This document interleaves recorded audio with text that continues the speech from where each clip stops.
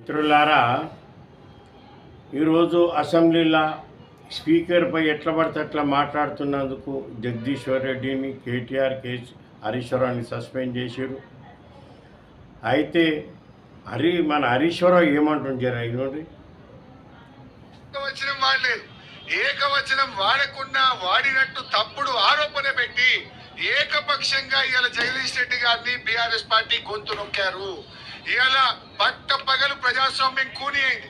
రేవంత్ రెడ్డి గారేమో తెలంగాణ సాధించిన కేసీఆర్ ను మార్చుడికి పంపుతారని మాట్లాడతారు. మిత్రులారా, నేను చూపెడతాం మా ఎమ్మెల్యే సంపత్ని ఏం చేసిరు చూడు జరా.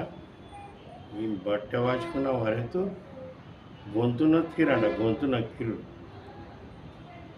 కాంగ్రెస్ ఎమ్మెల్యే సంపత్ని ఓ దళితుని ఏ విధంగా చేసిరు చూపెడతారు జర చూడు.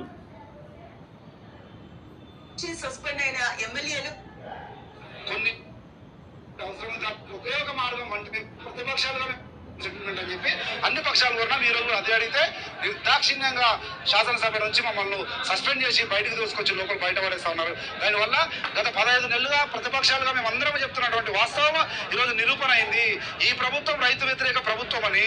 ఈ ప్రభుత్వం రైతులు కరువు కంటే ప్రాధాన్యత. అప్పుడు రైతుల గురించి మా కాంగ్రెస్ ఓ దళితుడు ఎమ్మెల్యే సంపత్ మాట్లాడితే ఆయన సస్పెండ్ చేసిండు. హరీశ్వరరావు, ఇంకా నువ్వు నిద్రలు ఉన్నావు, నువ్వు ఖాళీ సస్పెండ్ చేసిన ఇట్లా మాట్లాడుతున్నావు. మళ్ళీ మా ఎమ్మెల్యేని మొత్తంకే సస్పెండ్ చేసి అవతల నువ్వు కేసీరు కదా, విన్నావు కదా. ఇప్పుడు నీ వరకు సొక్క తీరు, మా వరకు సొక్క తీరు మాట్లాడుతున్నావు.